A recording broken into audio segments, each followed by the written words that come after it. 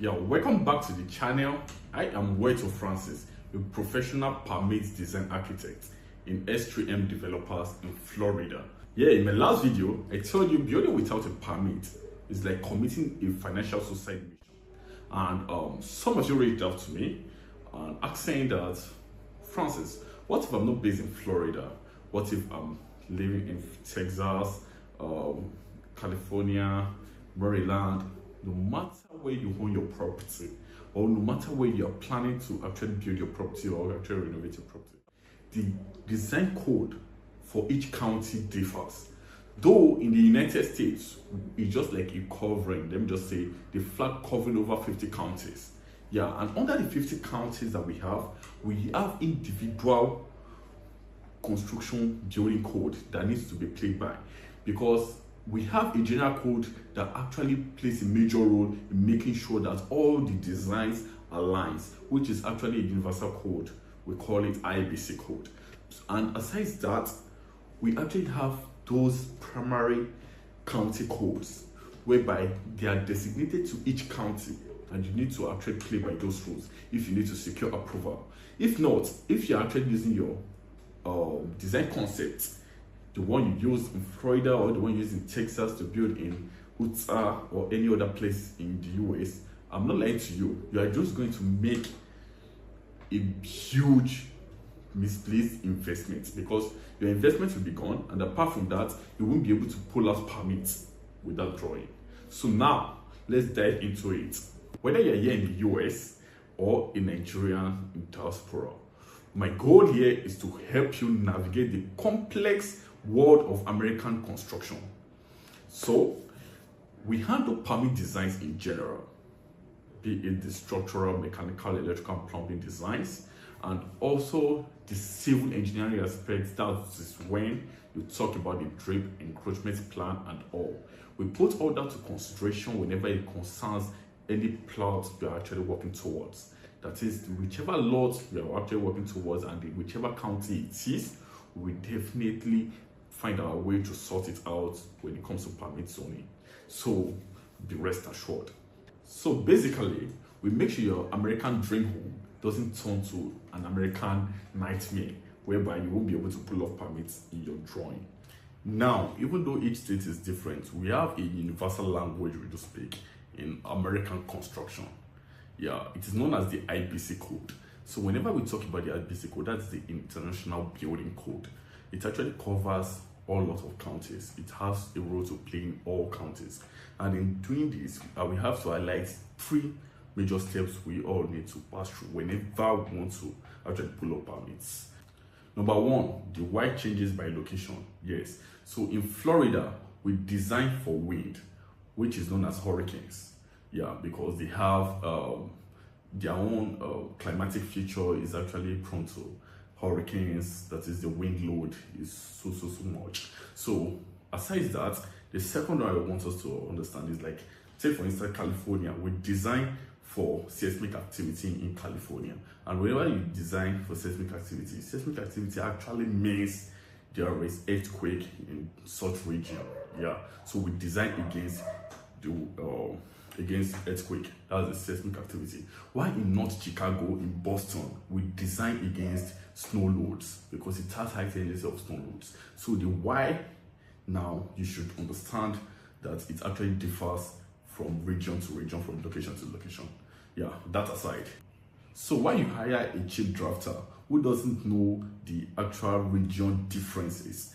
He actually designs like without considering all these natural disasters that might happen and which you need to design against. So you definitely need a professional to actually look into this for you based on your location. And in having that, I will actually advise that you get in touch with your professional whenever you're about to design your building. The second one, the code is actually the law. That's the second one. So whenever I say the code is actually the law, let me just say in Nigeria now, when we are trying to bid for projects, we actually maneuver one or two things. Yeah, but there in the US, I think, let me just highlight this to you correctly. We have the one we call the NEC code. The NEC code has a major role to play when it comes to the electrical, yeah, which is the National Electrical Code. For that, even your switch, your cable sizings, and also the distribution board location, all those kind of things, it has a major role to play. So therefore, you need to comply with the NEC code. And the NEC code is like a general code in the US, yeah, across all counties when it comes to electrical terms. And we have for plumbing as well. And when we talk about the plumbing, we talk about the International Plumbing Code. Yeah, International Plumbing Code. That is IPC code. And that has to do with the type of elbows to be used, the service pipe, the distribution pipe, the drainage pipes. Everything needs to go in line. And there are some that you need a manhole wherever you're having like 2 to 3 type of joints surfacing that place. So that has a major role to play there. And now we go on to the third one. So the third one is authority and jurisdiction. Whenever we talk about the authority having jurisdiction, that has a major role to play about the AHJ. The AHJ is quite, should I say that it is very, very, very, very, very crucial. It has a very major role to play. That is the boss itself. That's the boss itself.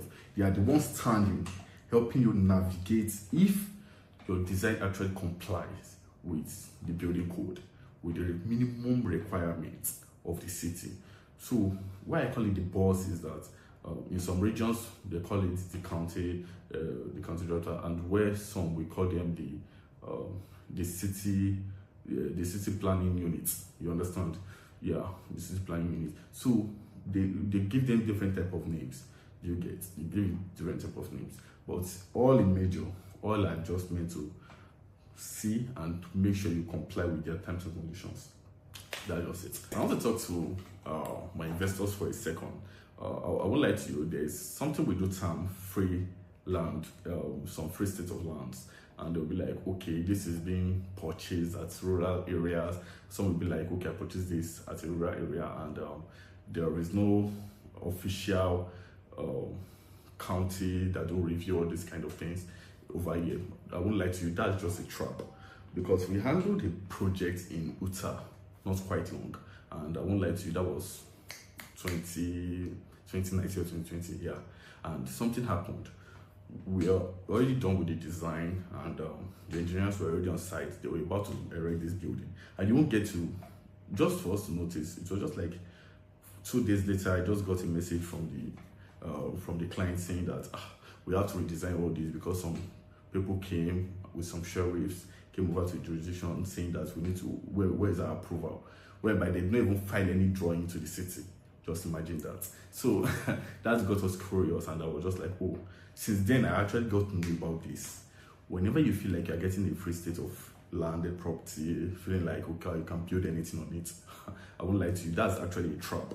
And whenever you're actually counting that as a trap, I'm telling you for free that it's going to waste your investment, it's going to waste your time, it's going to waste your energy. And apart from that, if you actually take a loan from a bank, which, let me just say, 60% of people in the United States do, you're just going to be paying the raw, like you're just going to be paying them back the interest, whereby the main money is out, and you've not even started your project yet at all. You get. So that now I'll be telling you, the major advice I'll be giving to you as a solution here is just for you to consult a professional. You can consult us at S3N Developers in Florida, or you can just consult a professional that you know that, okay, this person is quite reliable based on previous or past projects that he or she has handled. So don't worry, I get you covered on all that. But I would like to give you this as a take home, is that whenever you want to handle any kind of project, be it residential, commercial, or workspace design, make sure you play and work in line with the building code. And I will tell you this for free that, don't worry, on my next project, I'll be showing you a physical design plan. And I'll walk you through how to just read your plans by yourself, and you know that, okay, this is not in compliance with the building code. You don't actually need a professional for that. I will show you the basic stuff around it. And don't forget to subscribe to my channel. I'm always here for you, and I'll definitely put you through. Do well to actually reach out to me through the comment section. I will answer any of your questions. Thank you. See you.